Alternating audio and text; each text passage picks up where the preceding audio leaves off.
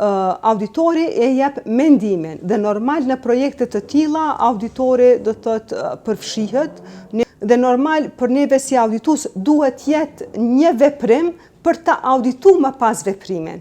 Po du me kalu tek plani për vitin 2025, po më intereson me ditë nëse ZK ka plan me auditu edhe kontratën për blerjen e fabrikës së municioneve. Kjo për shkak që vlera është 100 milion euro, edhe a ish dasht kjo çështje, kjo kontratë me pas edhe vulën e auditorit.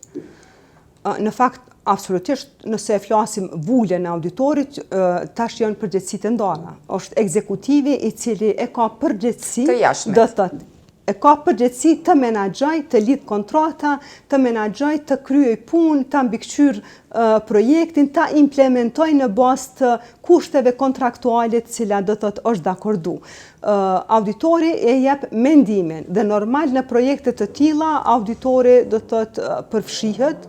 Ne mundohemi të gjitha projektet kapitale do thotë cilat janë të rëndësisë së lartë me i përfshirë në auditim. Kjo për faktin që është kontratë e lartë mbi 100 milion euro. Po flasim për një kontratë do thotë po në një projekt që veç është promovu vitin e kaluar. Dhe normal për neve si auditues duhet jetë një veprim për ta audituar më pas veprimin. Dhe duhet kryhet një cikël, duhet ke transakcione për të pa. Normal që mund të auditohet në faza, por që është ende në fazën fillestare.